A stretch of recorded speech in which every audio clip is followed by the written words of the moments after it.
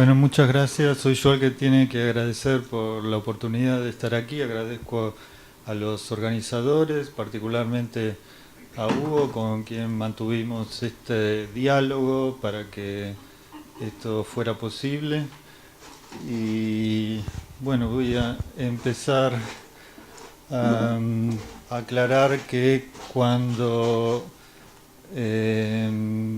debido a mi formación como antropólogo en la parte más cualitativa, cuando empecé como epidemiólogo tenía cierta reticencia en hacer estudios mixtos y molestar a las personas eh, haciéndole preguntas cuando había un montón de datos disponibles, que eran datos secundarios. Entonces, dije, bueno, voy a aprender un poco más de los datos secundarios y cuando tenga unas preguntas mucho más precisas, en que haya agotado lo que los datos secundarios tienen para informar, entonces ahí sí voy a acercarme y voy a hacer las preguntas más profundas. Y bueno, estando analizando datos secundarios me llevó más de una década en Canadá llegar a empezar a hacerle preguntas a las personas, porque cada vez, a medida que iba avanzando en el entendimiento de la cantidad de datos secundarios que se generan rutinariamente en los distintos sistemas de información, en las distintas encuestas que hay y cómo todos esos datos se pueden vincular, se veía, es decir, cada vez tengo más preguntas a nivel de uso de datos secundarios que de métodos cualitativos con las comunidades. El tema de la relación con las comunidades empezó a partir de la publicación de ciertos artículos, no tanto para entender, sino para trabajar junto con las comunidades para cambiar la realidad que afectaba a estas comunidades. Bueno, dada esa aclaración voy a continuar con la presentación. La presentación tiene dos partes. La primera es... El objetivo de la primera parte era un poco desmitificar este concepto de Big Data, que ya creo que por lo que escuché ya ha sido desmitificada en las charlas anteriores y también en esta. O sea que voy a ser un poco más rápido para describir un poco el modelo de los repositorios de datos en Canadá. Bueno, ustedes saben, todo esto hace mucho ruido, es parte de ciertos intereses también en términos de negocios. Hay muchas consultoras que también le dan, digamos, le ponen leña al fuego para hacer esto como algo importante y muy necesario para que los contraten a ellos y vender los servicios de Big Data. Pero lo que hay detrás es sí un real crecimiento exponencial de la cantidad de datos a nivel mundial. Bueno, estas son algunas proyecciones. Y bueno, pero dentro de toda esta de este crecimiento exponencial de datos hay mucha basura, digamos, ¿no? Entonces este cuadro muestra, digamos, que simplemente una pequeña parte de toda la información que se genera puede ser aprovechable. Y si es aprovechable dentro de ciertas condiciones, y no necesariamente lo que se produce es información de calidad que puede usarse para la toma de decisiones racionales y éticas.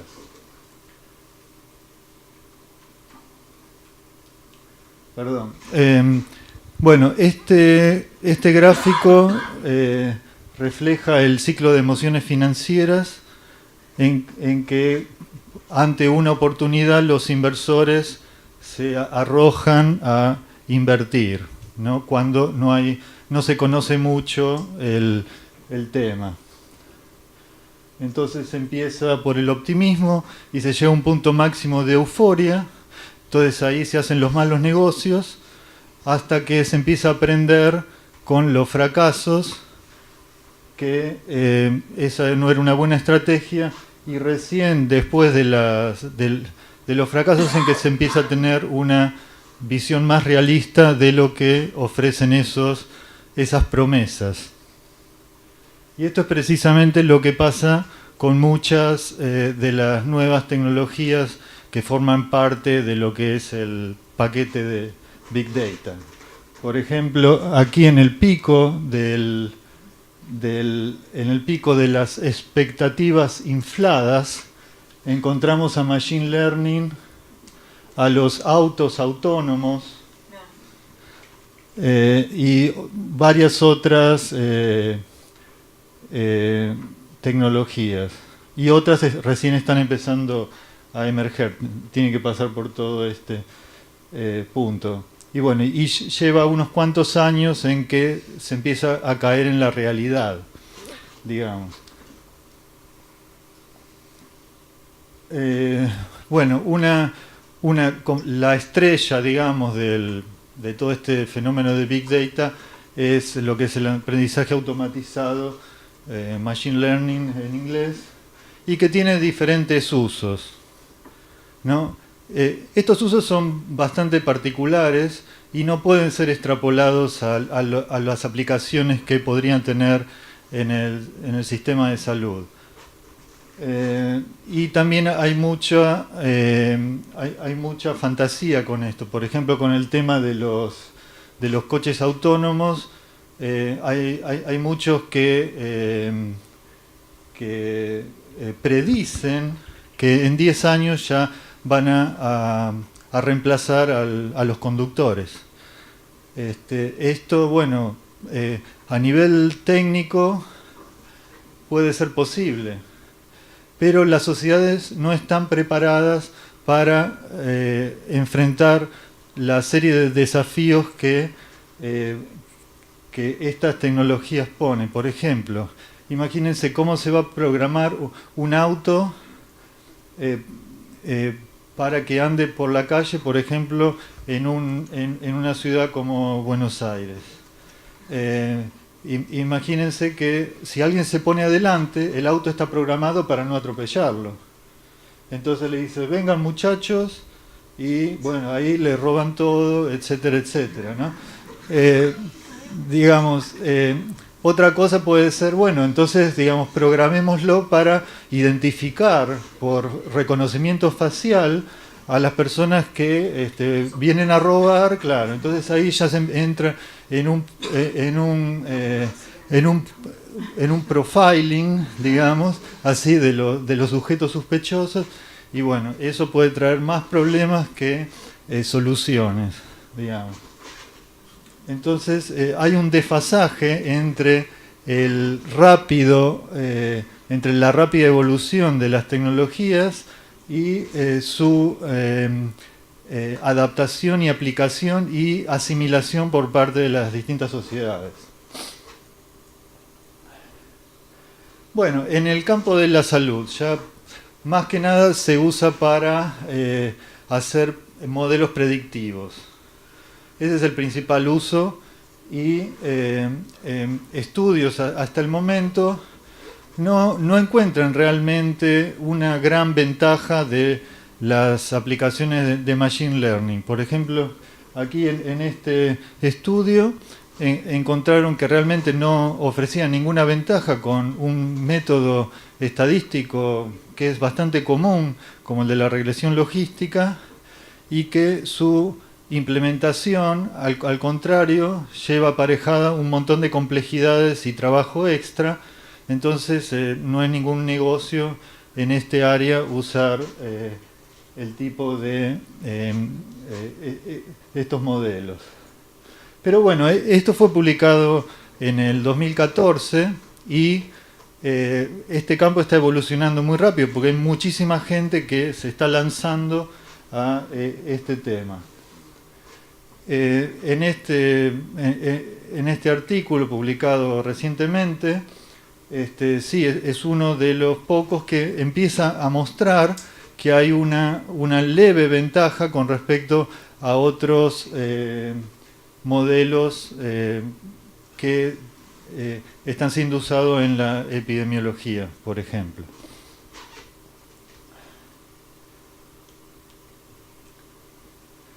Bueno, Big Data y Machine Learning no son sinónimos, pero están relacionados. Esta curva un poco muestra que la adopción de Big Data está como empezando a enfriarse y empezamos a entrar como en un auge de Machine Learning, lo cual es bueno.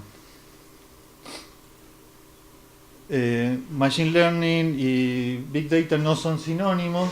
Aquí podemos ver en este eje tenemos lo del el continuo de aprendizaje de máquinas, porque en realidad no es una cuestión de si los análisis los hacen los robots o los hacen la gente, sino cuál es el componente robótico que tiene cada análisis. Por ejemplo, los software tradicionales, hacer una regresión logística o una tabulación o sacar un chi cuadrado, eso ya está en los paquetes estadísticos que se vienen usando hace décadas y permiten automatizar esos cálculos que a una persona le llevarían horas o días.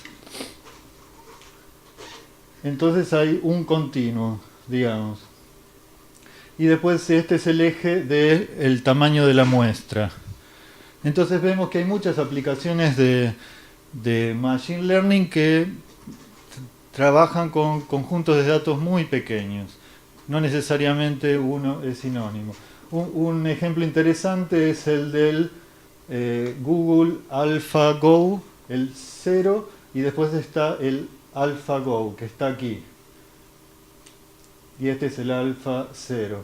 Ese es un juego de estrategia chino que fue es una de las primeras conquistas de la inteligencia artificial, y en el AlphaGo que está aquí, que usa más o menos unos varios millones de juegos como el programa de entrenamiento para entrenar a este algoritmo de aprendizaje automatizado para que aprenda el juego a partir de diferenciar juegos y jugadas dentro de juegos que llevaron a una victoria frente a estrategias que llevaron a una derrota. Bueno, y estos programas pudieron vencer a jugadores, a los campeones mundiales del juego. En una segunda versión se llama el AlphaGo 0. ¿Por qué? Porque no se le entrena con jugadas ya hechas, sino que simplemente se le da las reglas del juego y el programa empieza a jugar solo y hace todas las combinaciones posibles hasta que aprende cuáles son las ganadoras. Entonces cuando se enfrenta con otro ya es como que está en la memoria y puede ganar. Realmente esto es lógico y no es nada que tengamos que digamos decir wow, es como magia o qué tecnología, porque es simplemente una gran memoria que tiene todas las combinaciones posibles. Entonces es prácticamente imposible que pierda, digamos, este programa. Pero esto es un sistema cerrado, que está muy lejos de la complejidad que tenemos en las organizaciones de salud, en los determinantes sociales y que afectan la salud de un individuo y ni hablar de poblaciones. Entonces, estos logros se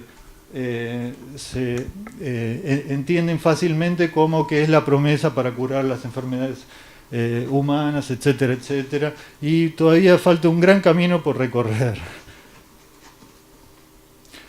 En términos de modelos, si nosotros tenemos un input que es basura, el output va a ser basura también. Si tenemos datos de basura y usamos el modelo perfecto, el resultado va a ser basura. Y viceversa. Necesitamos buenos modelos con buenos datos. Esto es algo que, por suerte, en Canadá se entiende bastante bien y este es un poco un resumen del proceso del Instituto Canadiense para la Información en Salud, y que su misión, digamos,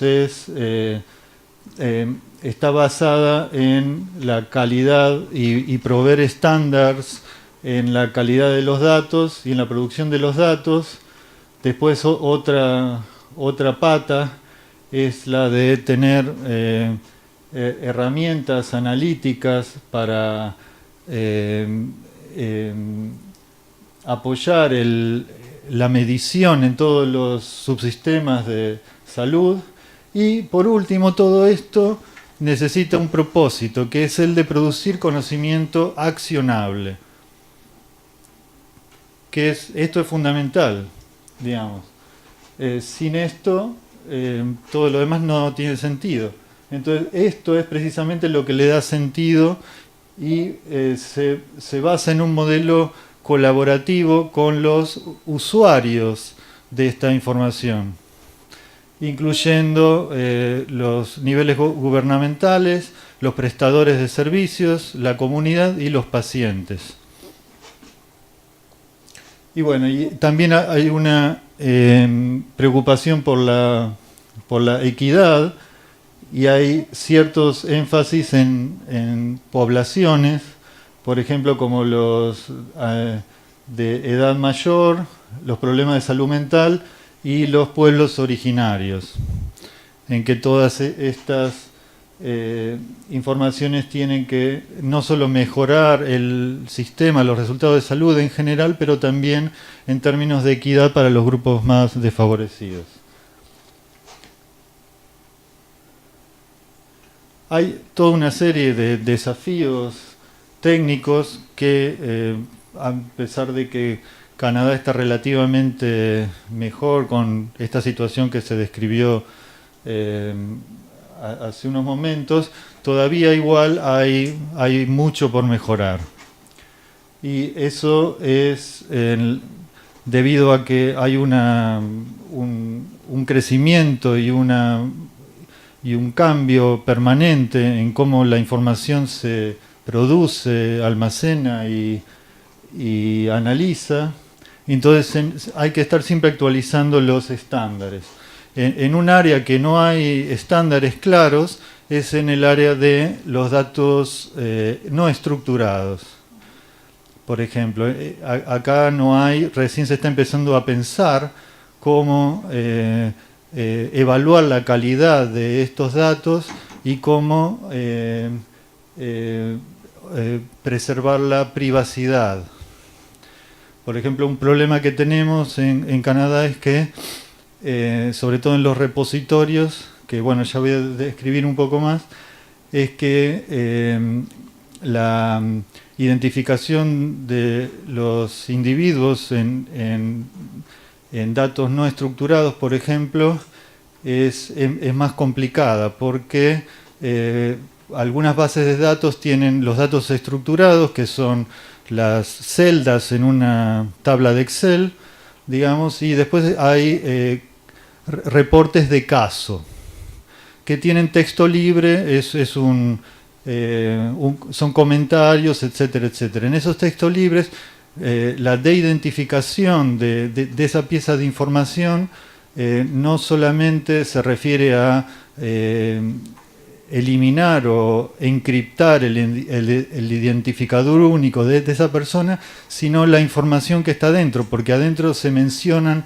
otras personas, lugares, hechos que son nombres propios, y eso genera otro problema. Hasta dónde todo eso se elimina y la información sigue siendo útil. Hay una tensión.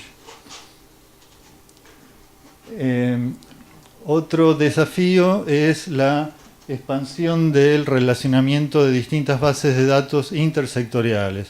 Como se dijo anteriormente, los determinantes de la salud no son solamente médicos y todo importa, lo que se come, el aire que se respira, la gente con la que estoy en contacto, las cosas que hago, las que hice, las que voy a hacer, etcétera. Y todos esos, por ejemplo, son datos que son recogidos por distintos subsistemas. Con esto me refiero a que el sistema de salud, si quiere tener una visión más integral y realmente abordar los determinantes sociales de la salud, enfermedad, atención, tiene que, a nivel de datos secundarios, empezar el entrecruzamiento con otros subsistemas, por ejemplo, de educación, justicia, bienestar social, programas sociales, datos geográficos, etcétera, etcétera. Y bueno, y después están estos desafíos técnicos de cómo almacenar estos datos y al mismo tiempo proteger la privacidad, confidencialidad y los estándares éticos y de sofisticación de análisis y validez. Otro problemita es que la mayoría de los modelos predictivos que usa el Machine Learning están basadas en la asociación, pero no necesariamente en la causalidad. O sea que es muy probable que llegar a conclusiones erróneas o conclusiones que son obvias y no dan ningún avance en nuestro conocimiento. En este sentido, la medicina, a diferencia de otras áreas de conocimiento, se basa en el modelo experimental para el test de hipótesis, y bueno, y la mayoría de los datos de Big Data son observacionales. Entonces, uno de los desafíos es cómo usar los datos para acercarse a los diseños experimentales. Hay toda una serie de técnicas y de abordajes en epidemiología y en estadística para hacer diseños cuasi experimentales, etcétera. Y bueno, y estos se tienen que tener en cuenta si uno quiere obtener conocimiento accionable también. Otro desafío es el problema de la equidad y la diversidad en la apropiación de las nuevas tecnologías. Porque, bueno, tampoco esto puede llegar a generar otras elites de los que hacen Big Data, digamos, y dejar al resto de la población afuera. Digamos, también para que haya una verdadera participación democrática se necesita una alfabetización numérica y de datos y generar una cultura pública de análisis y debate de datos. Digamos, esto hace que la sociedad civil cumpla el rol de ser fiscal de lo que hacen los investigadores o los que analizan los datos. Y por último, la participación de las comunidades afectadas en todos estos procesos. Hay una serie de desafíos éticos también, como evitar que ciertos sesgos humanos que están embebidos en los sistemas se reproduzcan y se termine culpando a las víctimas, o con profecías autocumplidas, que simplemente se predice lo que ya está, cómo está organizado el sistema, y simplemente es confirmar lo que en realidad hay que desmitificar. Como todo, una buena parte de esta ola de Big Data y Analytics es parte de un negocio, es parte de un mercado de análisis de datos, sobre todo en los Estados Unidos. Salen un montón de empresas tratar de vender estos servicios a distintos prestadores. Y bueno, y ahí está el problema del conflicto entre el lucro y el bien público. Porque, digamos, estos algoritmos se pueden crear para tener más plusvalía que beneficio al público. ¿Y cómo se va a fiscalizar esto? Estos algoritmos quedan como en una caja negra, que es muy difícil, pocos lo entienden, incluso pocos de los que lo usan. Dije, bueno, voy a aplicar este paquete, y bueno, y muchos que por ahí lo entienden, están, digamos... Está ahí mismo en las mismas herramientas ya puesto todo, ¿no? Es cuestión, ¿no? Los algoritmos ya contienen sesgos, prejuicios. Claro, sí. Entonces el tema es que se necesita una democratización de esta caja negra, digamos. Otro problema es que como todo este conocimiento pasa a ser parte de la memoria médica colectiva electrónica, y algunos médicos ya están empezando a dejar de pensar y a confiar en los algoritmos, a decir, bueno, mirando, incluso ya en Canadá, hay algunos relatos de médicos que están mirando la pantalla y le van haciendo las preguntas al paciente para ver cómo clasifican el algoritmo, y después ahí tiene el resultado, y ahí lo atiende, digamos, dónde está la experiencia clínica individual, etcétera. Entonces, bueno, si estos algoritmos tienen errores, ¿quién es el responsable? Entonces esto genera muchos problemas. Por eso mismo es importante que abramos estas cajas negras. El fenómeno de Big Data principalmente se refiere a las dimensiones de volumen, cada vez más volumen, que se genera una velocidad mayor, que excede la capacidad de análisis y de entendimiento por parte nuestra, y de una variedad de fuentes y formatos. Algunos hablan de 3, otros de 4 y otros de 5 Bs, digamos.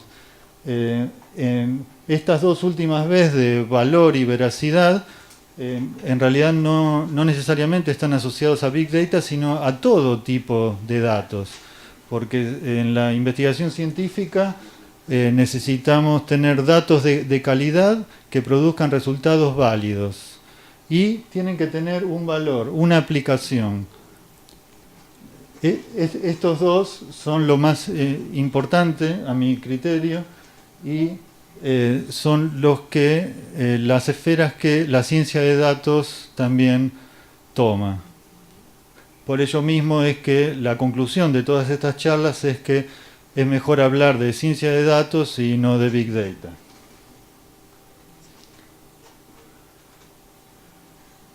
Esta es una definición, entre otras. Esta definición, que también está un poco sesgada por el fenómeno de Big Data, porque parece como una respuesta de una ciencia de datos como respuesta al fenómeno de Big Data, pero no necesariamente tiene que ser así. Si fuera más generalizada, incluiría también explícitamente el estudio de las propiedades de los distintos datos, de sus usos y de las consecuencias de sus usos.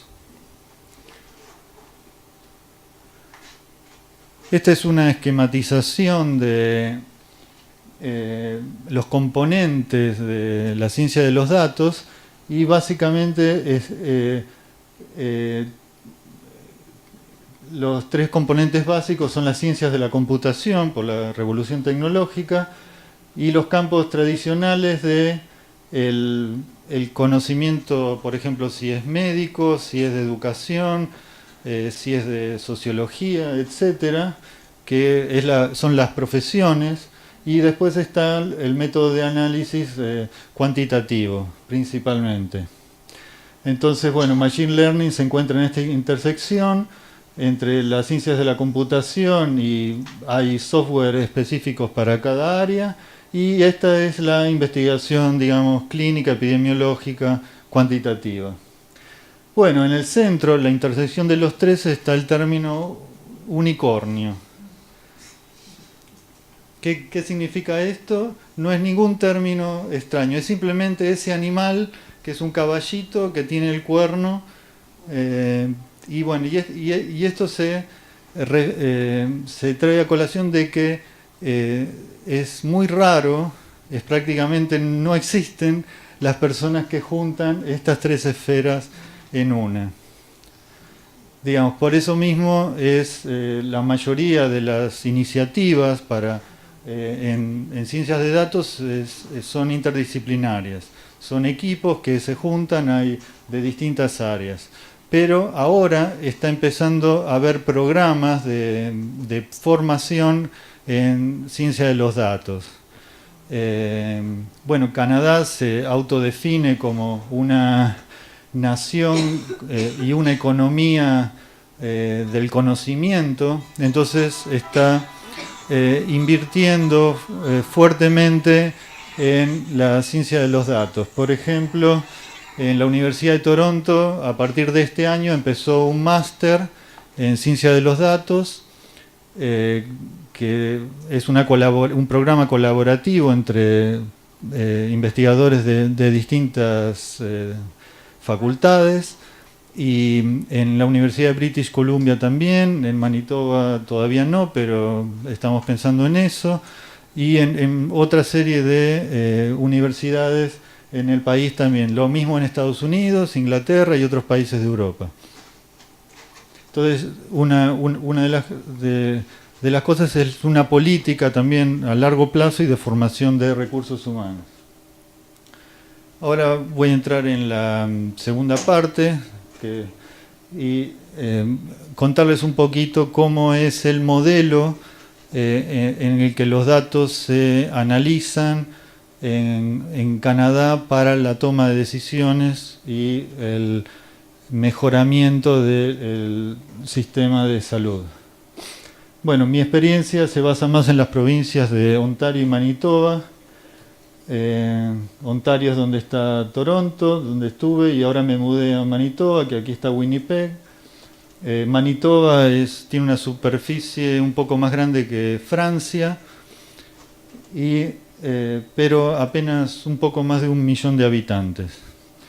Ontario es la provincia más grande y tiene alrededor de 13 millones de habitantes.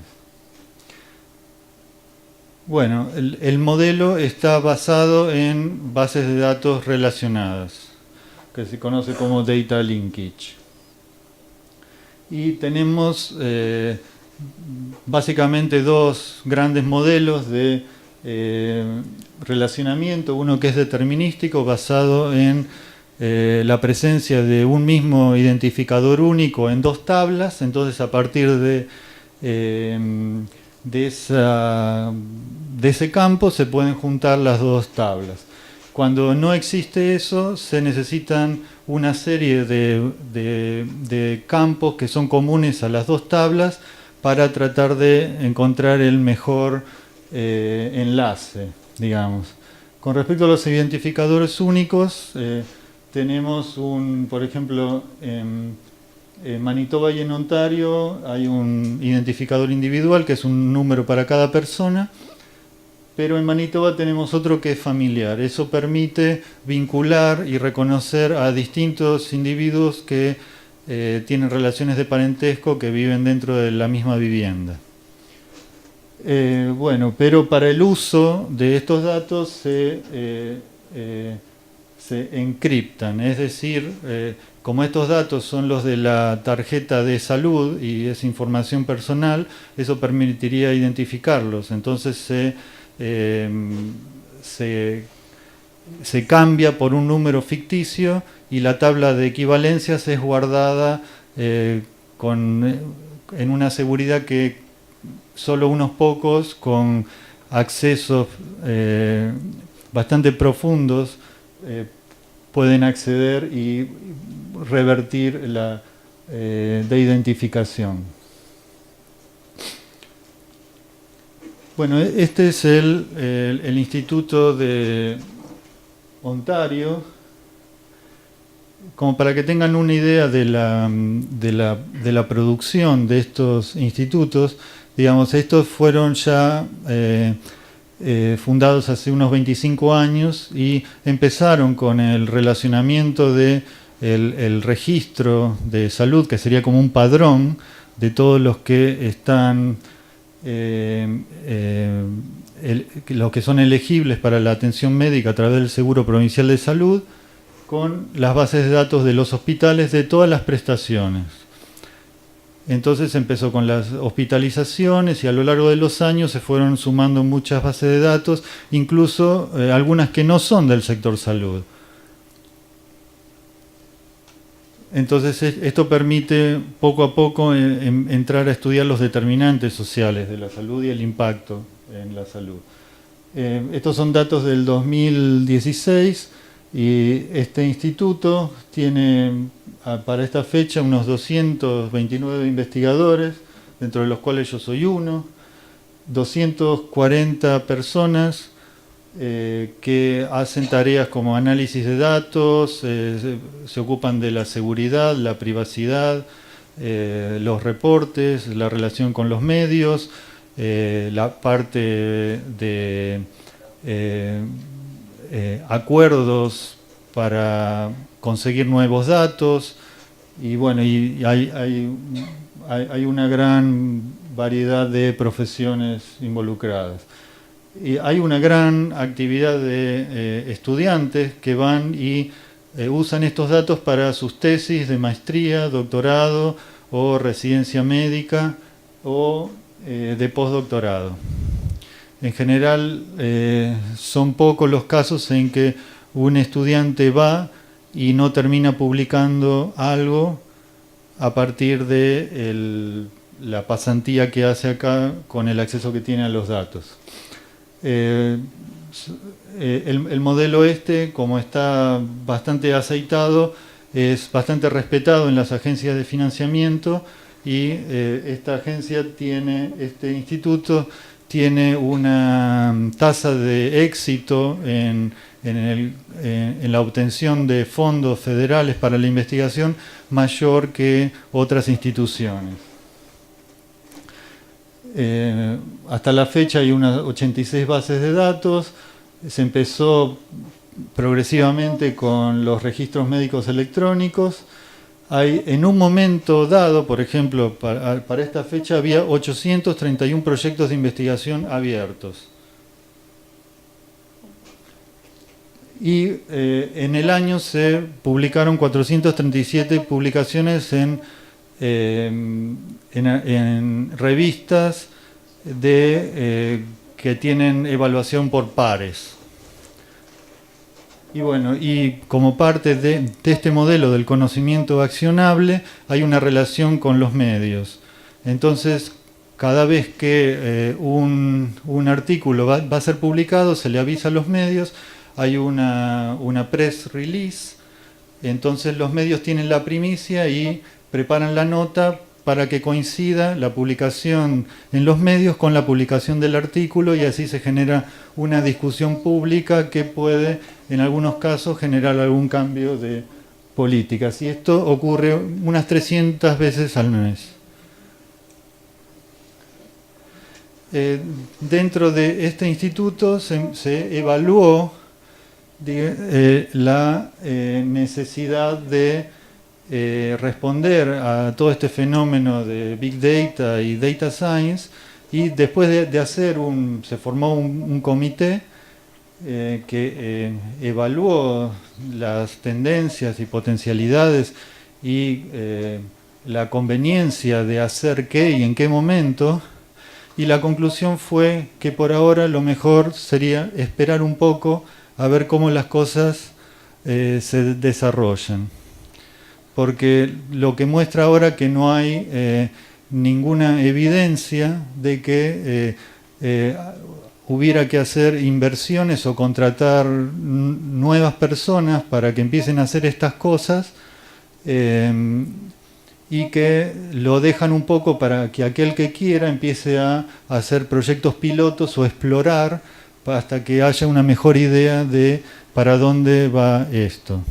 Lo cual está pasando. Algunos investigadores por propia curiosidad lo están haciendo, pero no se necesita una política explícita. Digamos, este modelo basado en la variedad, ¿no? Porque es teniendo relacionamiento de datos de distintos sectores, genera mucha información y por ahora cumple su función bastante bien. El otro instituto que está en Manitoba es un poco más chico, obviamente la provincia también es más chica, y tiene 80 bases de datos, pero son más intersectoriales que en Toronto, digamos. Estas 80 bases de datos en realidad son 80 bases de datos reales. En Toronto hay muchos que son bases de datos derivadas, por ejemplo, de las bases de datos de hospitalizaciones y de otra serie de prestaciones se extrae una base de datos que es el registro de los diabéticos, pero en realidad es una derivada de esas. Aquí no, acá son bases de datos. Por ejemplo, una base de datos puede tener más de 20 tablas. Por ejemplo, de la base de datos de educación, que la contamos como una, en realidad tiene todos los ingresos, egresos, los tests en distintos grados, los tests de ingresos, las notas de las distintas materias en cada año, etcétera, etcétera. Entonces eso permite también hacer estudios longitudinales de los individuos a lo largo del tiempo. Es decir, todo esto obviamente no sale de un día para otro, son 25 años de ir acumulando. A partir de que se fundó se contaba con una docena de bases de datos y poco a poco se van acumulando más. Entonces, a medida que se consiguen más datos, las posibilidades son mayores porque se pueden vincular y hacer relaciones que antes no eran posibles. Y también hay una eficiencia en todos los procesos.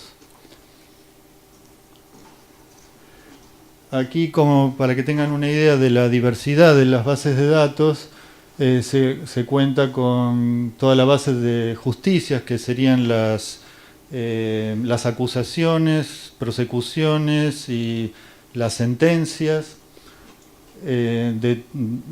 Por varias décadas, la base de datos de los hospitales públicos, de las consultas ambulatorias, de los ancianos, inmunizaciones, estadísticas vitales.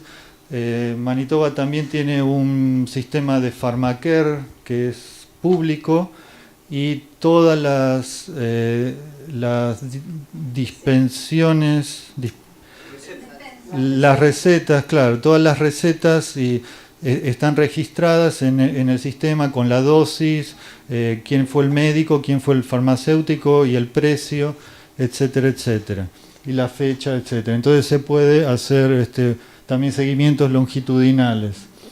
Están los de las guardias, hay un montón de bases de datos clínicas como de pediátricas de diabetes, el síndrome fetal, de desórdenes fetales por el alcoholismo en la madre. Hay también muchas encuestas de salud, por ejemplo, aquí tienen la encuesta de factores de riesgo que está linkeada a nivel individual con todas estas otras, o sea que preguntas que son así de percepción o más de autodefinición de la persona se pueden cruzar con otros datos más objetivos. Están también todos los servicios de laboratorio de la provincia con los test de sangre, etcétera, radiografías, etcétera. Todo esto también es una fuente que se va a empezar a explotar a medida que estas nuevas tecnologías estén más insertadas en el sistema. Están los registros de cáncer, está todo el sistema de educación, empezando desde el jardín de infantes y los test para la prontitud para empezar la escuela, y también la educación postsecundaria, incluso la universidad. Están todos los sistemas y de bienestar social, por ejemplo, como asistencia del ingreso, los servicios de la familia, de protección a los niños, etcétera, etcétera. Y estamos trayendo otras bases de datos como de los inmigrantes, los servicios que se le dan a los inmigrantes, un registro de los pueblos originarios que ya está dentro del sistema, quienes usaron los bancos de comida, etcétera, etcétera. Y bueno, cuando miramos las distintas bases de datos a lo largo del tiempo, vemos que algunas empiezan en la década del 70, lo que permite el seguimiento longitudinal por más de una generación. Ahora en el centro se están haciendo estudios que relacionan, por ejemplo, la salud de los abuelos con la de los nietos y cómo eso es mediado a través de la madre o del padre. En términos de evaluación de políticas y planes sociales, también todos los distintos planes sociales están vinculados a este repositorio de datos, y este fue parte de un proyecto con diferentes objetivos, que cada objetivo es la evaluación de uno de estos programas, y que empiezan desde el embarazo a través de la infancia hasta la adolescencia. Esto muestra de otra manera que, por ejemplo, los niños que nacieron en un determinado año, después a lo largo del tiempo participaron o eran elegibles para participar en más de un programa.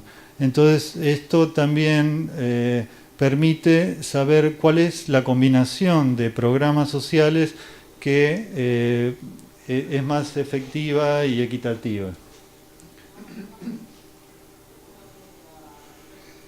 Bueno, este es simplemente un ejemplo, y con esto muestran que con un beneficio de renta incondicional de más o menos unos 80 y pocos dólares canadienses al mes, desde el embarazo hasta unos cuantos meses posparto, todos estos indicadores cambiaban para mejor.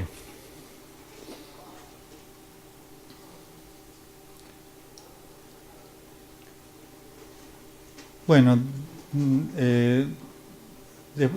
esto es otro recurso del centro, que son los metadatos. Los metadatos son los datos que nos describen y explican las características de los datos que usamos para analizar, digamos. Y con esto el centro en Manitoba fue pionero en crear este diccionario de conceptos. No solamente el diccionario de los datos, que es el nombre de las variables con las categorías, sino de conceptos. ¿Por qué? Porque poco a poco se fueron dando cuenta que muchos investigadores tenían los mismos problemas y necesitaban las mismas soluciones. Por ejemplo, crear un índice cada vez que había que hacer una investigación cuando ya el otro ya lo había hecho. Entonces, digamos, esto hace que el centro empiece a registrar y a tratar de medir de la mejor manera posible estos indicadores o métodos y dejarlos registrados para que después los que vienen detrás ya simplemente lo usen. Y todo esto queda, si son algoritmos, por ejemplo, para asignar los quintiles de ingreso a la población, o para crear un índice de comorbidad, o para hacer alguna técnica estadística, sacar la esperanza de vida, etcétera, etcétera. Todo eso ya queda y en todo caso es revisado por los que vienen atrás, pero se va acumulando. Entonces, cuanto más crece el repositorio, mejor es. Y hasta la fecha hay más de 300 de estos entradas en el repositorio. Acá hay algunos ejemplos. Por ejemplo, de esperanza de vida, otro que calcula los años de vida potencial perdidos, etcétera, etcétera. Y en términos de cómo medir ciertas variables. Otro tema importante es el de la calidad de datos. Aquí se comparan los distintos marcos de calidad de datos de las distintas agencias canadienses que trabajan con los datos. Por ejemplo, el Instituto Canadiense para la Información en Salud, la Agencia de Salud Pública de Canadá, Statistics Canada, que sería el INDEC canadiense, y después estos dos repositorios que son los que tienen los más altos estándares de calidad. Este es el estándar, el marco del Manitoba Center for Health Policy. Y bueno, parte, es decir, no solamente es la diversidad y la calidad, sino también la privacidad. Esto es importante y hay legislaciones nacionales y provinciales que en realidad no están tan lejanas de las leyes que se mencionaron aquí, pero la diferencia es que se implementan. No solo se implementan, sino que la implementación está embebida en el sistema. Es decir, que lo que llaman privacidad por diseño. Es decir, que uno no puede... La desaparición está programada. Claro, sí. Es decir, uno no puede acceder a los datos sin haber cumplido con todas las normas. Una vez que uno cumplió, puede acceder a los datos. Y lo mismo, pero una vez que accede también hay un montón de mecanismos que lo hacen a uno responsable por lo que hace con esos datos, y eso puede tener consecuencias legales si uno no los...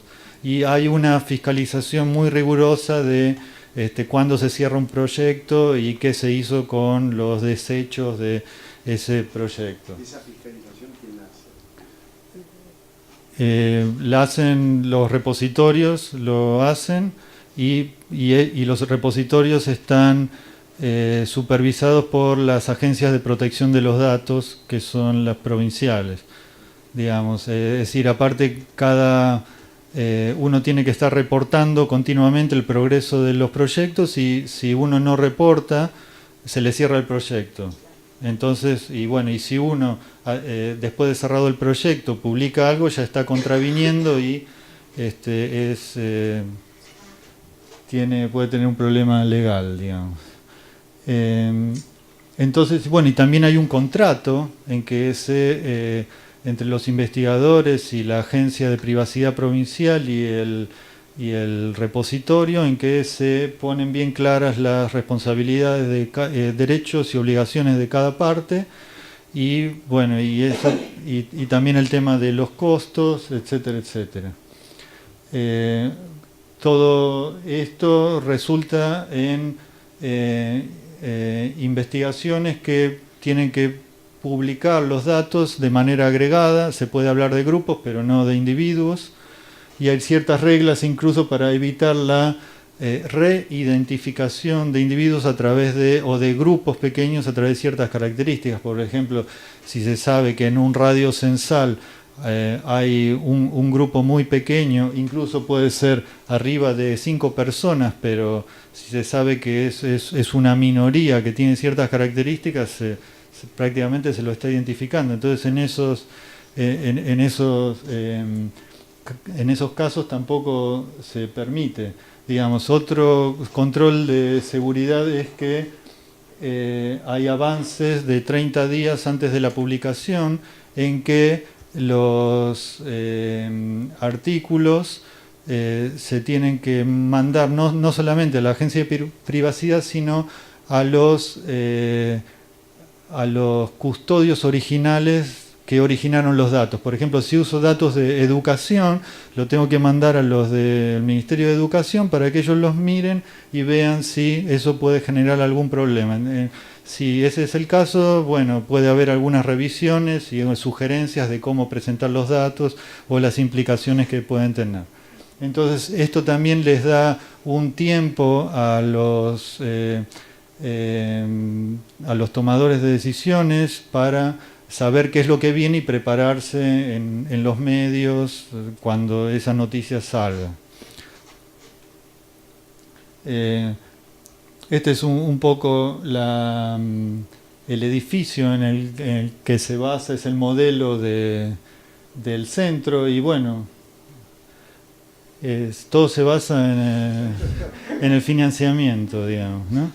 A partir del financiamiento hay mano de obra calificada, que es la que puede llevar esto, y después todas las otras cosas lindas que existen, la colaboración, la excelencia académica, etcétera, ¿no?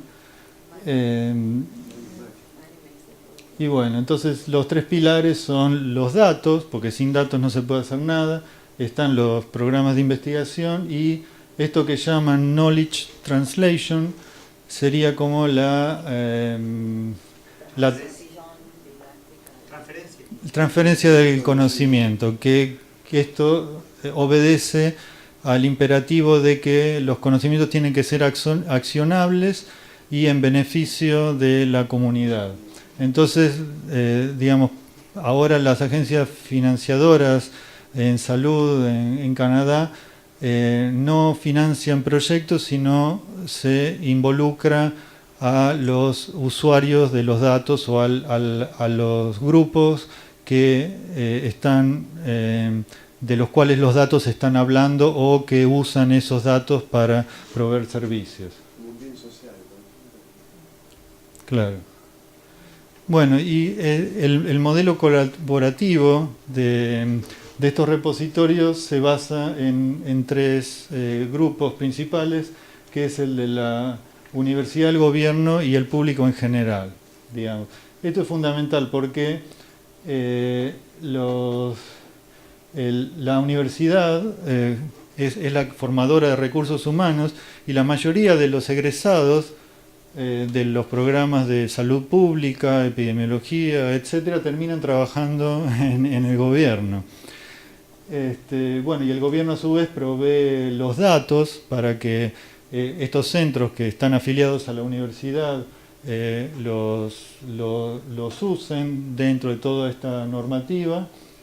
Y bueno, y después hay financiamiento de sectores públicos, porque eso no impide que se puedan hacer proyectos a pedido de farmacéuticas, etcétera, siempre y cuando se respeten los estándares de excelencia académica y de libertad académica también, que ese es un tema que vamos a ver ahora, que es muy importante. Y bueno, y entonces también ayuda la involucración del público a tener mayores servicios y transparencias, porque los análisis están dados por una tercera parte que no tiene conflicto de intereses. Entonces está preocupado más por generar evidencia científica que satisfaga los requisitos de los pares antes que las conveniencias del gobierno de turno. Los gobiernos de turno que quieren salirse con la suya contratan una consultora y no a la universidad. Bueno, para resumir, las ventajas de la universidad es primero la excelencia académica. Cuando uno mira en internet sobre Big Data aparecen un montón de empresas que ofrecen servicios, pero cuando uno quiere ver, ¿y estos de dónde son, de dónde vienen? No ven ni un nombre, ni siquiera dónde se formó, ni qué conocimientos tienen, no aparece nadie. ¿Que es un robot que está dando? No, es gente, pero bueno, es opaco, digamos. En cambio, esta es gente que tiene también estándares éticos y que está comprometida con la formación de recursos humanos. Precisamente por eso hay una actualización continua, porque tienen que seguir aprendiendo, tener programas competitivos para atraer estudiantes talentosos de distintos lugares. Por ejemplo, en Canadá está compitiendo por atraer estudiantes de Estados Unidos y con otras universidades, o dentro de Canadá, que si no se lo lleva a otros. Entonces hay que estar en continua mejoramiento para ofrecer algo mejor. Está la libertad académica, es fundamental. Y otro rasgo es que no hay fines de lucro, digamos. No hay, en este sentido, estos intereses que son distintos de una que puede tener una consultora. Precisamente por esto tiene mayor credibilidad con el público, y las universidades fueron hechas no para morir, no son un proyecto a corto plazo que decimos, fundamos una universidad para cerrarla en 5 años. Las universidades se abren y se piensan que no hay, ni se piensa cuándo se van a cerrar. Es un proyecto que crece y crece. Entonces tiene que haber también una visión estratégica a futuro. Estas son algunas de las infografías que, a partir de unos informes pedidos por el gobierno de la provincia, el centro generó. Y bueno, y aquí muestran que si las personas que fuman en la provincia dejaran de fumar, el déficit fiscal por el cual se están haciendo un montón de recortes en la provincia se acabaría en 3 años, digamos. Pero bueno, cambiar las conductas es muy difícil. La relación con los tomadores de decisiones no es una relación informal, sino que está bastante organizada y estructurada, y hay workshops anuales con tomadores de decisiones de distintos niveles.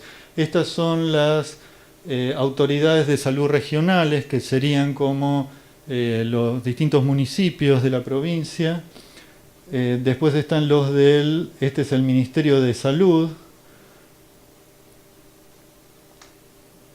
Y bueno, siempre está esta idea de la evidencia a la acción, digamos, que se juntan, estas reuniones se hacen en el salón de hoteles y juntan más de 200 personas y se discuten durante un par de días los resultados de las últimas investigaciones para ver qué cosas habría que cambiar en el sistema, o también los investigadores sacan ideas para nuevas investigaciones, digamos. Bueno, no debemos olvidarnos de los pequeños datos, así como dijo el compañero. A veces un caso puede generar más ruido que muchas estadísticas. Son estos casos emblemáticos que generan un gran debate un poco promovido por los medios, pero que también resuena en la población, y que a partir de estos casos emblemáticos se puede cambiar una ley. Y de esto hay mucho. Entonces, aquí los datos cualitativos son fundamentales para que se integren con todo este aparato cuantitativo y se pueda tener más valor de la información y llegar a la población y hacer los cambios. Esta es simplemente otra estrategia. Mi última filmina es esta, en la que, bueno, la pregunta es si con todas estas innovaciones tecnológicas y la facilidad de acceso a software, ahora hay software gratuito que se puede usar, plataformas abiertas, etcétera. Algunos piensan que esta puede ser una oportunidad para los países de medianos y bajos ingresos para saltar etapas en esta revolución de la información. Pero hay algunos desafíos, por ejemplo, esta falta de visión de futuro, el inmediatismo, porque aquí hay que generar infraestructura para largo plazo, son grandes esfuerzos. Hay que invertir, hay que tener un buen sistema de gobernanza de datos que también proteja la privacidad y confidencialidad de los datos, y que también haya una comunidad que puede analizarlos de manera válida y generar información que puede ser creíble. Si no, todo termina en un ciclo vicioso en el cual, bueno, como tenemos un sistema que genera muchas dudas, tenemos malos datos y lo analizamos de mala manera, entonces nadie cree, y bueno, ¿y para qué vamos a usar estos datos si no sirven, etcétera, etcétera? Entonces eso es un círculo vicioso que hay que romper. Bueno, gracias.